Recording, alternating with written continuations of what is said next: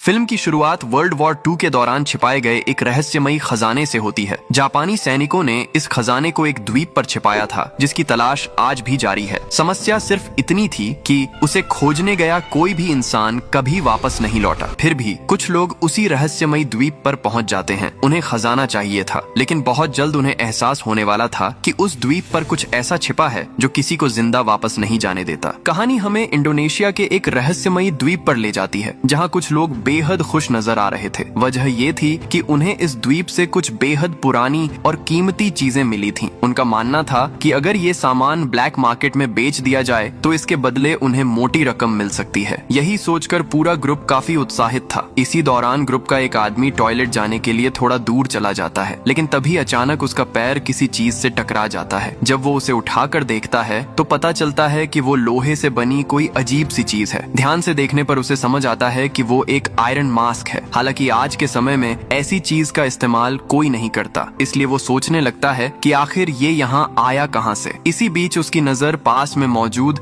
एक गुफा के मुहाने पर पड़ती है। वैसे इस द्वीप पर ऐसी छोटी बड़ी कई गुफाएं मौजूद हैं। वो आदमी अकेले ही गुफा के अंदर जाने लगता है, लेकिन इस बारे में वो अपने साथियों को कुछ नहीं बताता, क्योंकि अगर अंदर उसे कोई कीमती चीज मिल गई तो वो उसे अकेले ही अपने पास रख सकता था। यही लालच उसे गुफा के भीतर खींच ले जाता है, लेकिन अंदर पहुंचते ही वो बुरी तरह हैरान रह जाता है, क्योंकि ये कोई सामान्य प्राकृतिक गुफा नहीं थी। इसे किसी ने बनाकर तैयार किया था। उसे वहाँ नीचे की तरफ जाते हुए कई छोटे छोटे टनल भी दिखाई देते हैं। हालांकि अब उसके अंदर पहले जैसा उत्साह नहीं बचा था। उसकी जगह एक अजीब सा डर महसूस होने लगा था। वो तुरंत वहाँ से वापस जाने की कोशिश करता है, लेकिन तभी अचानक उसका पैर फिसल जाता है और वो वहाँ मौजूद एक गहरे गड्ढे में गिर पड़ता है। उसकी चीख किसी तक नहीं पहुँचती। इसके बाद उसके साथ क्या हुआ ये भी नहीं दिखाया जाता। और फिर इस घटना के कुछ साल बाद कहानी एक बार फिर उसी रहस्यमयी द्वीप पर पहुंचती है। अब इस द्वीप पर एक एक्सपीडिशन के लिए लोगों का एक ग्रुप आया हुआ है। इस ग्रुप का लीडर है वॉरेन और उसके साथ उसकी गर्लफ्रेंड एंजल भी मौजूद है। चूंकि ये एक एक्सपीडिशन मिशन था, इसीलिए इनके साथ एक ऐसी महिला भी थी जिसे इस तरह की जगहों और उनसे जुड़ी जानकारियों का काफी अनुभव था। उसका नाम रियो था और ऐसी खतरनाक जगह पर आने के लिए सुरक्षा का इंतजाम होना भी जरूरी था। इसी वजह से वॉरेन अपने साथ एक सिक्योरिटी टीम भी लेकर आया था। उस टीम का कप्तान था टीनो। सिर्फ इतना ही नहीं, टीनो की टीम में स्टैनली भी एक अहम सदस्य था। स्टैनली को भी पुरातत्व और उससे जुड़ी कई बातों की अच्छी जानकारी थी। अब सवाल ये है कि आखिर ये लोग इस सुनसान और रहस्यमयी द्वीप पर क्यों आए थे, जहां शायद ही कोई आता हो। तो इसकी सिर्फ एक ही वजह थी। दरअसल वॉरेन इस द्वीप के बारे में काफी कुछ जानता था। कई साल पहले जापानी आर्मी ने इस द्वीप पर लंबा समय बिताया था और माना जाता है कि उन्होंने लूट कर लाया गया बेशकीमती खजाना इस द्वीप की किसी गुफा में छिपा कर रखा था। लेकिन वो खजाना आखिर किस गुफा में छिपाया गया था, इसका इन्हें बिल्कुल भी पता नहीं था, क्योंकि इस पूरे द्वीप पर अनगिनत छोटी बड़ी गुफाएं फैली हुई थीं। फिर भी बिना समय बर्बाद किए ये लोग आसपास खोजबीन शुरू कर देते हैं। इसी दौरान ग्रुप का एक सदस्य अचानक कुछ देखकर जोर से चीख पड़ता है। जब सभी वहां पहुंचते हैं तो देखते हैं कि जमीन पर एक इंसानी खोपड़ी पड़ी हुई है। उसे देखते ही वॉरेन की गर्लफ्रेंड एंजल बुरी तरह डर जाती है, लेकिन तभी उसी गुफा के अंदर से हंसता हुआ एक आदमी अचानक बाहर कूद कर आ जाता है। वो कैप्टन टीनो की टीम का ही एक सदस्य था। उसका नाम टाइगर था। हालांकि उसका शरीर किसी पहलवान जैसा था, लेकिन दिमाग के मामले में वो ज्यादा समझदार नहीं था। इसके बाद वॉरेन कैप्टन टीनो से कहता है कि वे लोग यहाँ एक बेहद गंभीर काम के लिए आए हैं, इसलिए इस तरह के मजाक बिल्कुल नहीं होने चाहिए। उसी समय उनकी नजर वहाँ मौजूद एक और चीज पर पड़ती है। उन्हें एक पुराने बंकर की ओर जाने वाला रास्ता दिखाई देता है और दोनों मिलकर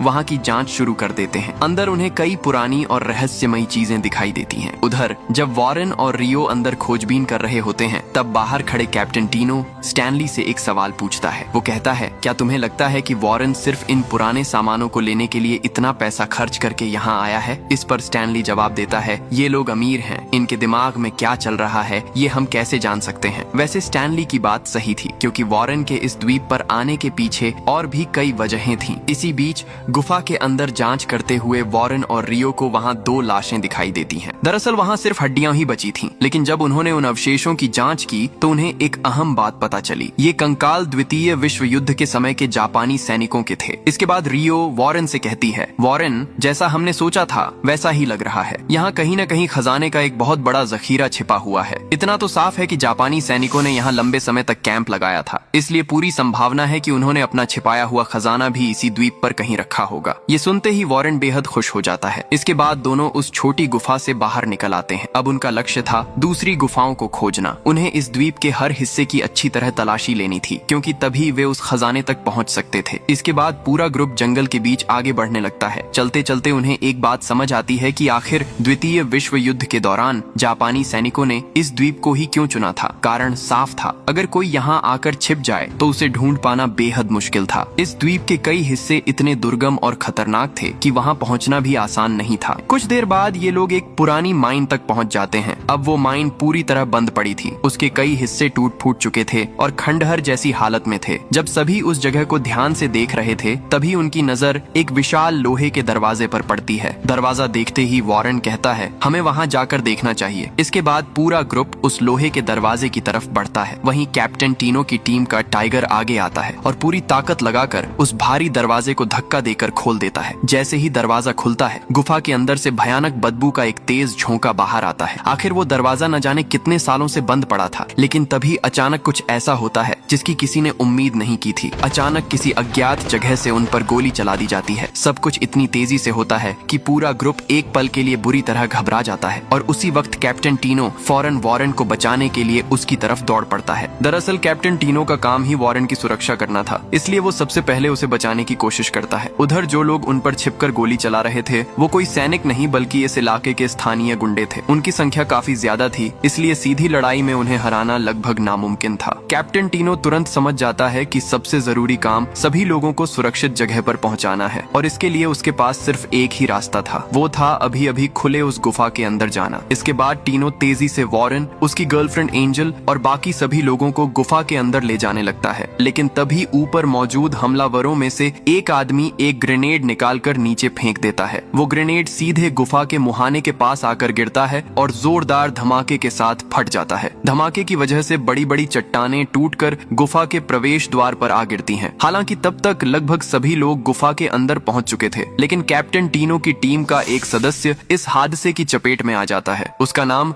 जॉन था। गिरती हुई चट्टानें सीधे उसके ऊपर आ गिरती हैं, जिससे उसे बेहद गंभीर चोटें लगती हैं। खैर, किसी तरह जान बचाकर अंदर आने के बाद अब पूरा ग्रुप उस गुफा के भीतर फंस चुका था। उन्हें ये तक समझ नहीं आ रहा था कि यहाँ से बाहर कैसे निकला जाए। गुफा के अंदर भयानक बदबू फैली हुई थी। ऊपर से सभी लोग बुरी तरह डरे हुए भी थे। इसी दौरान कैप्टन टीनो पूछता है, आखिर उन स्थानीय गुंडों ने हम पर हमला क्यों किया? वो हमें मारना क्यों चाहते थे? मुझे कुछ समझ नहीं आ रहा। तभी वॉरेन पहली बार अपने यहाँ आने का असली मकसद बताता है। वो कहता है कि कई साल पहले उसके पिता भी इसी द्वीप पर आए थे और उनके आने की वजह भी यही खजाना था। द्वितीय विश्व युद्ध के दौरान जापानी सैनिकों ने जो विशाल खजाना छिपाया था, माना जाता है कि वो इसी द्वीप पर कहीं मौजूद है। उस खजाने को खोजने के लिए ही उसके पिता यहाँ आए थे, लेकिन वो उसे ढूंढ नहीं पाए। सिर्फ उसके पिता ही नहीं, आज तक कोई भी उस खजाने तक नहीं पहुँच सका। फिर भी उस खजाने की तलाश में लोग आज भी इस द्वीप पर आते रहते हैं। इसके बाद वॉरेन कहता है, अब समझे कि उन गुंडों ने हम पर हमला क्यों किया था। उन्हें लगा होगा कि हम भी उसी खजाने की तलाश में यहाँ आए हैं।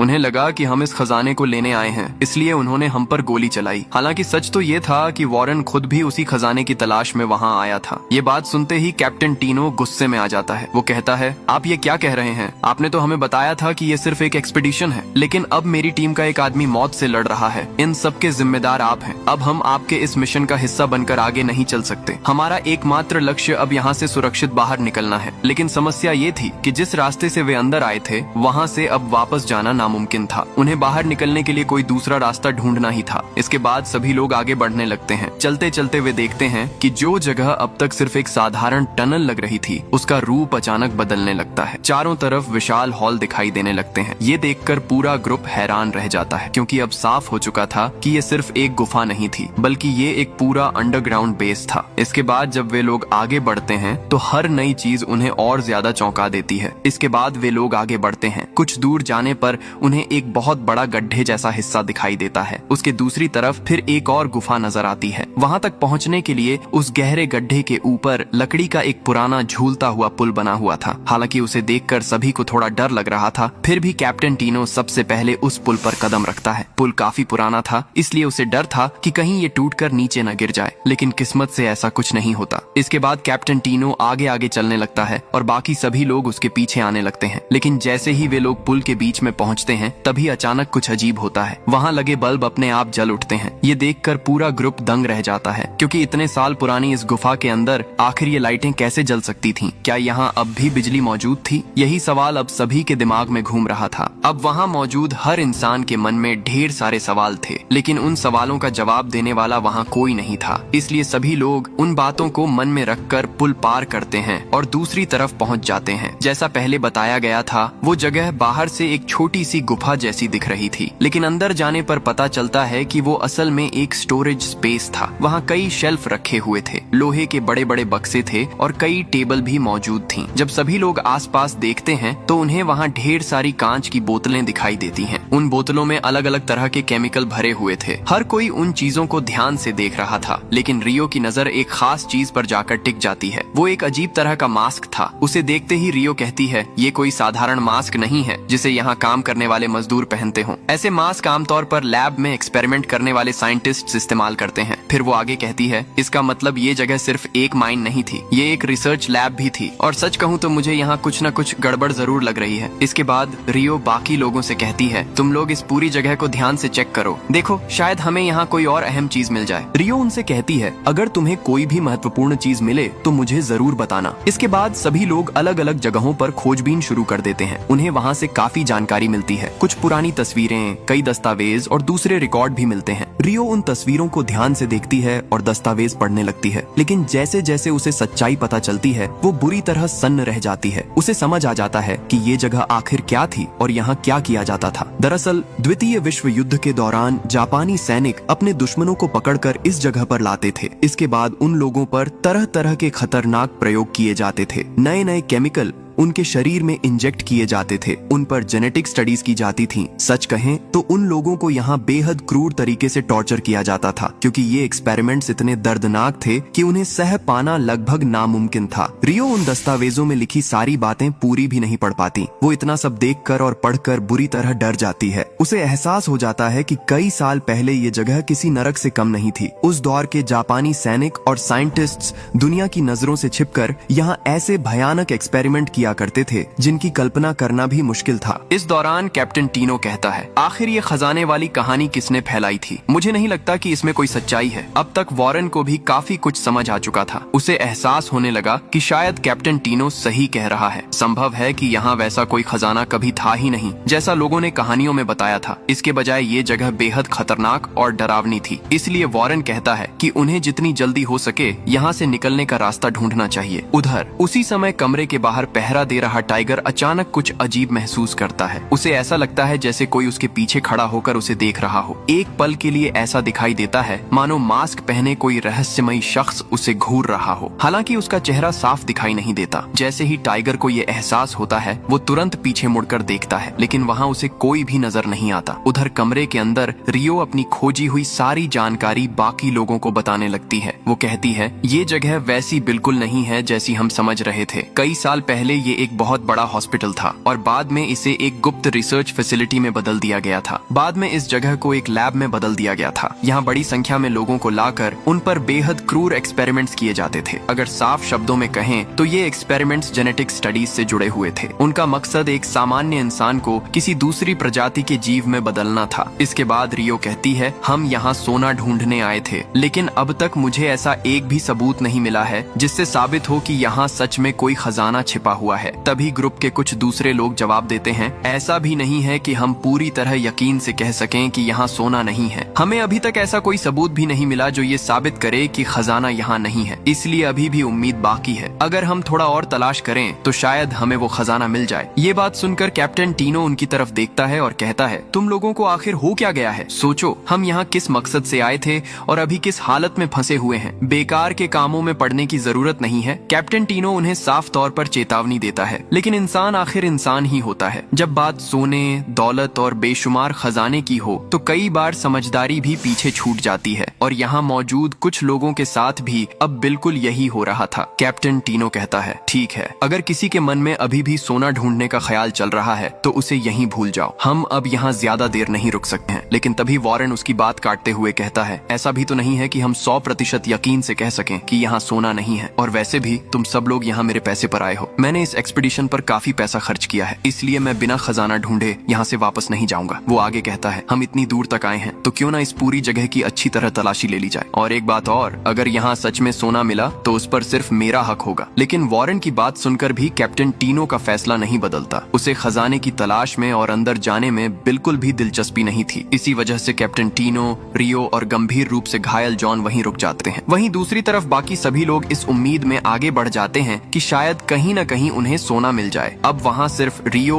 कैप्टन टीनो और घायल जॉन ही रह जाते हैं। इसी दौरान कैप्टन टीनो रियो से खुलकर बात करने लगता है। वो कहता है, क्या तुम्हें पता है कि मैं यहाँ से सभी लोगों को जिंदा बाहर निकालने की इतनी कोशिश क्यों कर रहा हूँ? क्योंकि मैं एक सैनिक रहा हूँ। मैंने कई युद्ध देखे हैं, मैंने बहुत से लोगों को मारा है, और कई बार मैंने बेहद स्वार्थी फैसले भी लिए हैं। लेकिन आज जब मैं उन सब बातों के बारे में सोचता हूँ तो मुझे बहुत अपराध बोध होता है। वो आगे कहता है, ऐसा नहीं है कि मुझे खजाना नहीं चाहिए या अमीर बनने की इच्छा नहीं है, लेकिन इस समय मेरे लिए सबसे जरूरी चीज यहाँ मौजूद लोगों की जान है। यही वजह है कि मैं बार बार कह रहा हूँ कि हमें यहाँ से निकल जाना चाहिए। कैप्टन टीनो की बातें सुनकर रियो को उसके मन की हालत अच्छी तरह समझ आ जाती है। उसे एहसास हो जाता है कि वो सच में सबकी जान बचाना चाहता है। इसके बाद रियो कहती है, मुझे लगता है कि हमें थोड़ा और इंतजार करना चाहिए, बाकी लोग शायद जल्द ही वापस आ जाएंगे। उधर दूसरी तरफ वॉरेन, उसकी गर्लफ्रेंड एंजल और कुछ सैनिक उस पूरी जगह की सावधानी से तलाशी लेते हुए आगे बढ़ रहे थे। पूरा इलाका बेहद जटिल और मजबूत संरचना वाला था। कई जगहों पर मोटी दीवारें बनाई गई थीं और अलग अलग हिस्सों को बंद किया गया था। खैर, वे लोग एक एक जगह की जांच करते हुए आगे बढ़ते रहते हैं। रास्ते में उन्हें कई अलग अलग कमरे दिखाई देते हैं। इसी दौरान उन्हें जेल की कोठरी जैसा एक कमरा भी मिलता है। उस कमरे में काफी सामान रखा हुआ था। वहीं वॉरेन को एक हेलमेट मिलता है। उस हेलमेट पर